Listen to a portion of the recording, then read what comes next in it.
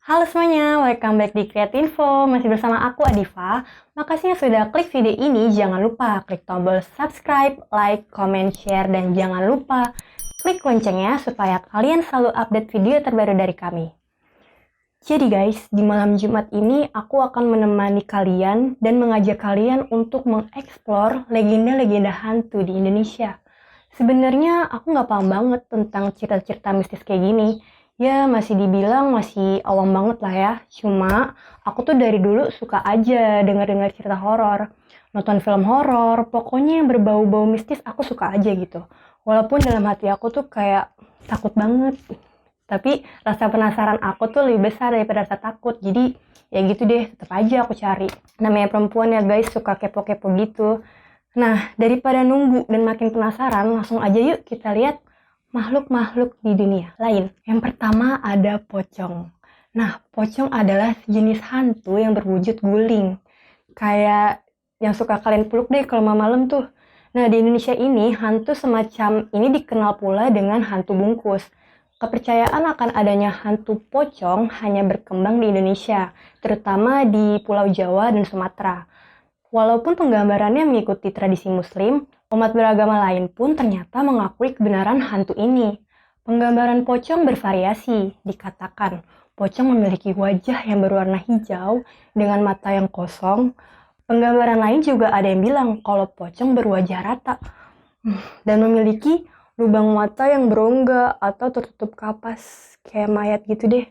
Nah, dengan wajahnya yang putih pucat. Pokoknya banyak banget versi lain sebenarnya. Aku hanya menggambarkan yang aku tahu saja. Dan kadang ya kata teman-teman aku juga tuh kurang lebih penggambarannya sama kok kayak gitu. Cuman alhamdulillah sampai saat ini aku belum pernah lihat. Jangan sampai lihat ya guys, aku nggak mau. Nah, untuk sebagian orang yang percaya akan adanya hantu beranggapan kalau pocong ini merupakan suatu bentuk protes dari si mayat yang tali kafannya lupa dibuka. Nah, banyak banget mitos lain yang mengatakan bahwa pocong bergerak melayang-layang. Jadi nggak kayak seperti yang di film-film yang kita suka tonton itu, guys. Kan kalau misalkan di film-film kan dia tuh lompat gitu ya, nggak bisa lari, nggak bisa jalan. Jadi yang asli sama yang di film tuh beda ya. Beda. Nah, di berbagai daerah di Indonesia sendiri, ada beberapa versi pocong yang terbentuk dari kepercayaan-kepercayaan dalam kehidupan masyarakat. Salah satunya adalah yang konon pernah menggegerkan warga Jakarta, yaitu pocong plastik. Cerita tentang pocong plastik ini muncul dari kisah seorang wanita yang hamil karena dibunuh pacarnya. Ketika sedang diotopsi di rumah sakit, mayat wanita itu terus mengucurkan darah, sehingga pihak rumah sakit memutuskan untuk membungkusnya dengan plastik. Jadi gitu guys. Nah, warga percaya bahwa kemunculan pocong ini karena arwah dari wanita tersebut. Jadi wanita itu ingin dibukakan plastiknya gitu biar jasadnya tenang. Ya ini sih menurut cerita masyarakat ya guys. Untuk kebenarannya kita nggak tahu ya benar atau enggaknya. Nah yang kedua ada juga di Sidoarjo, Jawa Timur. Jadi ada versi penggambaran pocong dengan menaiki delman. Penduduk Sidoarjo menyebutnya sebagai andong pocong. Jadi dia bawa delman guys. Lucu ya. Kisah yang disebut dengan cerita misteri hantu pocong andong ini sempat menggegerkan warga daerah Sidoarjo pada tahun 2007 sampai 2008. Hantu pocong ini telah menghantui warga Sidoarjo hampir setiap malam dengan suara khas gemercing delman dan suara ketukan pintu di malam hari. Hati-hati guys. Nah, menurut warga setempat, asal-usul hantu pocong ini adalah karena kematian dua pengantin baru yang tidak direstui. Kasihan. Dan mengalami kecelakaan saat menaiki delman. Kasihan banget guys, udah nggak direstuin, kecelakaan kan. Ada pula yang mempercayai bahwa hantu ini merupakan perwujudan dari ilmu goib. Nah, pocong sering disebut-sebut sebagai hantu yang paling menakutkan di Indonesia. Gak di Indonesia aja ternyata, di Malaysia juga. Pokoknya di negara-negara yang agama muslimnya lebih dominan, sebenarnya kalau mau dibandingkan dengan sosok di dunia lain, pocong tuh hanya mayat biasa kan, sama aja. Cuma bedanya mungkin terletak pada fashion dan gaya busana yang dipakai pocong. Jadi kan dia dilelet, ituin pakai kain kafan gitu kan ya guys. Nah, namun Kalau disuruh milih mana yang paling serem, kebanyakan sih orang-orang lebih takut sama pocong. Ya aku juga gitu. Kalau kalian apa? Takut sama setan apa? Coba di bawah. Yang kedua, sundel bolong. Sundel bolong berasal dari kata sundal yang berarti wanita jalang atau pelacur. Dan bolong dari bahasa Jawa yang berarti berlubang tembus. Belakang gitu guys. Jadi, hantu sundel bolong ini umumnya digambarkan sebagai wanita cantik berambut panjang dan bergaun panjang warnanya putih. Tapi, dia bolong di bagian punggungnya dan sedikit tertutup rambut panjangnya. Jadi, yang kelihatan tuh organ-organ tubuh bagian perutnya aja. Dan katanya terdapat banyak belatung di dalamnya. Menurut mitos Nusantara, hantu sundel bolong adalah arwah penasaran dari wanita yang mati karena diperkosa dan kemudian melahirkan anaknya di dalam kubur. Nah, bayi yang sudah lahir itu pun berubah juga menjadi sosok hantu lain, yaitu tuyul yang suka nyolong uang. Nah, sundel bolong ini menurut mitos juga suka mencuri bayi-bayi yang baru saja dilahirkan. Dan ia sangat malu dengan lubangnya pada badannya itu, makanya ia selalu berusaha nutupinnya dengan rambutnya. Banyak yang bilang kalau sundel bolong ini mirip sama Kunti, padahal ada beberapa perbedaannya guys. Langsung aja kita lihat si Kunti. Yang ketiga, kuntilanak. Kuntilanak atau yang disingkat Kunti adalah hantu yang dipercaya berasal dari perempuan hamil yang meninggal dunia. Sama ya kayak si sundel. Umumnya kuntilanak ini digambarkan sebagai wanita cantik berambut panjang bak duta sampo dan berbaju panjang juga warna putih, cuman dia rambutnya lebih bagus kali ya. Dan berdasarkan kepercayaan dan tradisi masyarakat, kuntilanak tidak mengganggu wanita hamil bila wanita tersebut selalu membawa paku, pisau, gunting, ya itulah alat-alat yang tajam gitu bila berpergian kemana saja. Hal ini juga menyebabkan seringnya ditemui kebiasaan-kebiasaan letakkan gunting, jarum, pisau di dekat tempat tidur bayi kan. Katanya sih biar nggak diganggu gitu. Nah sebenarnya dia memiliki saudara juga di negara lain nih si Kunti. Misalkan di Malaysia dikenal dengan nama Puntianak atau Pontianak. Di Inggris dikenal dengan nama Jenny. Di Jepang ada juga namanya Sadako. Nah itu tuh yang paling serem guys. Di Thailand juga ada dan masih banyak lagi yang berbeda etnis serta OTD-nya. Tidak. Terdapat beberapa fakta tentang Kunti, seperti kuntilanak dikenal dengan suara tawanya yang melengking tinggi. Juga kadang terdengar suara menangis. Ia suka berpindah-pindah tempat dengan melayang-layang, dan ia jarang terlihat berjalan dan lebih sering hanya berdiri atau duduk di ketinggian, di pohon tuh terutama. Dia suka banget tempat-tempat yang terbengkalai dan sepi, seperti bekas gedung, rumah sakit, sekolah, gedung dengan yang banyak kecelakaan kayak gitulah, perkantoran juga. Nah, pokoknya dia suka banget, terutama di pohon yang tadi kayak aku bilang. Dan dia juga suka banget sama pria, jadi dia suka gelendotan gitu deh. Kalau ada pelakor-pelakor suka gelendotan berarti dia Kunti guys. Nah, itu dia perbedaan Kunti sama sundel. Kalau OTD-nya sih hampir sama ya guys, gak beda jauh, cuman paling kalau sundel tuh ada lubang di belakangnya, kalau Kunti enggak. Dan lebih genit si Kunti. Kalau Kunti kan lebih cantik kayak duta sampo. Lanjut aja yuk kita lihat ke hantu selanjutnya. Genderuwo. Akhirnya guys kita ketemu juga dengan hantu yang berjenis kelamin laki-laki. Nah, ia adalah genderuwo. Mereka digambarkan memiliki tubuh yang besar, berbulu, dan memiliki taring yang menjulur keluar mulutnya.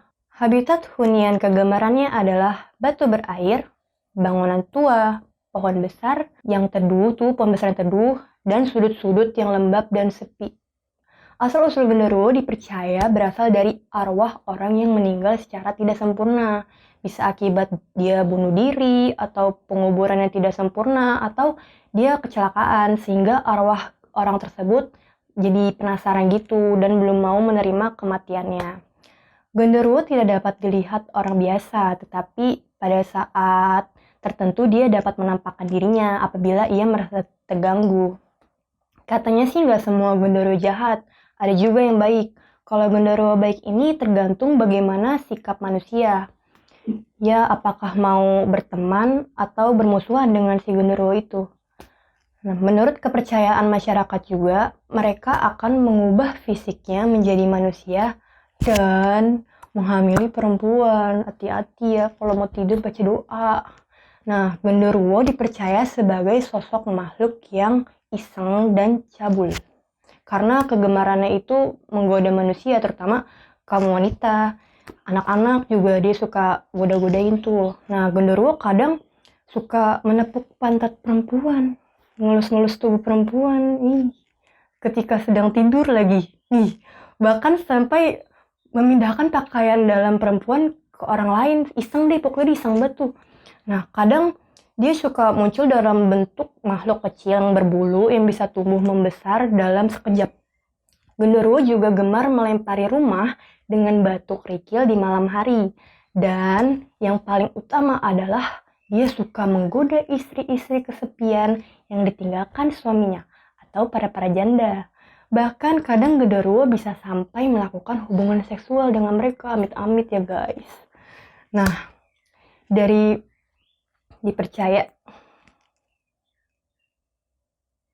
dipercaya bahwa benih dari pada genderuwo itu dapat menyebabkan seorang wanita menjadi hamil dan memiliki keturunan dari genderuwo. Jauh-jauh deh ya. Nah, banyak kalangan juga yang mempercayai saat itu cara buat manggil genderuwo adalah dengan membakar sate gagak. Diyakini burung gagak adalah makanan kesukaan sekaligus binatang peliharaan genderuwo. Tapi itu semua ada ritualnya guys. Jadi kalau kalian mau ketemu, bisalah cari Google tuh gimana caranya. Kalau aku sih nggak mau. Yang mau ketemu aja. Ya cari deh tuh burung gagak. Yang terakhir, kuyang. Kalian pasti denger deh, akhir-akhir ini tuh banyak banget yang ngomong kuyang. Beberapa bulan lalu sempat menjadi pembicaraan masyarakat karena ada makhluk yang berasal dari Kalimantan, yaitu kuyang. Jadi kuyang adalah siluman yang berwujud kepala manusia dengan isi tubuh yang menempel tanpa kulit. Jadi transparan gitu. Dan anggota badan yang dapat terbang untuk mencari darah bayi atau darah wanita setelah melahirkan. Nah, kuyang diceritakan sebagai wanita yang menuntut ajaran ilmu hitam untuk mencapai kehidupan abadi. Nah, hantu ini digambarkan dengan perempuan yang berambut panjang tanpa badan. Jadi, organ dalamnya aja yang kelihatan. Nah, ia hanya memiliki kepala, organ dalam, ia terbang bersama organ tubuhnya tuh, seperti jantung, hati, usus, ginjal. Kelihatan tuh guys, serius. Nah, apabila kuyang terbang, biasanya tuh ada semacam cahaya merah atau api kecil yang mengikutinya. Konon katanya, kuyang merupakan manusia biasa yang pada siang hari membaur dengan lingkungannya. Tapi, ia akan bergentayangan ketika malam hari dengan membawa kepala dan organ dalamnya saja. Menurut masyarakat setempat, kuyang itu takut dengan tali ijuk. Maka ijuk suka dipakai sebagai dinding atau pelindung rumah di Kalimantan tuh, katanya sih banyak guys. Nah, cara dengan mengikatkan tali ijuk tersebut di sekelilingi bagian di atas rumah tuh, katanya kuyang itu takut banget sama si ijuk itu, dan juga sama bawang merah, cermin, sisir, pisau. Banyak deh dia takutnya, jadi tuh orang-orang Kalimantan banyak naro-naro barang-barang kayak gitu. Serem ya guys. Nah, itu dia beberapa legenda hantu di Indonesia. Sebenarnya masih banyak banget jenis-jenis hantu lainnya. Aku hanya menyebutkan yang paling terkenal aja. Dan pada intinya kita kembalikan lagi kepada Tuhan Yang Maha Esa, karena hanya dialah yang mengetahui perkara tentang gaib seperti itu. Kalau dalam Islam, golongan jin memang suka mengganggu dan menakut-nakuti manusia. Arwah jin pun suka ngaku-ngaku sebagai orang yang telah tiada dan dapat menjadi berbagai perwujudan. Di Indonesia sendiri, kita biasa mendengar berbagai wujud dari bangsa jin. Seperti yang tadi kita bahas tuh, genderuwo, tuyul, pocong, serta hantu perempuan lain, pokoknya banyak banget lah ya. Yang pasti untuk terhindar dari makhluk-makhluk negatif kayak gitu tuh, cara paling ampuh adalah mendekatkan diri kepada Tuhan, berdoa terlebih dahulu sebelum berpergian, selalu mengingat Sang Pencipta, sesuai dengan kepercayaan kalian masing-masing. Karena di dunia ini tentunya kita selalu hidup berdampingan dengan mereka. Intinya kita nggak boleh takut, karena kalau mereka menampakkan diri pun mereka akan terluka. Karena gak apa-apa, mereka akan terluka karena sudah masuk ke alam manusia dan dari situ berlakulah hukum manusia. Oke guys, sudah cukup sepertinya aku mengeksplor tentang hantu-hantu yang ada di Indonesia. Ya, walaupun hanya beberapa aja ya guys, gak semuanya. Kalau kalian ingin aku bercerita lebih banyak lagi, atau kalian ada ide-ide menarik yang bisa aku ceritakan, kalian bisa komen di bawah. Komen jangan lupa. Insya Allah nanti aku akan menceritakan kepada kalian.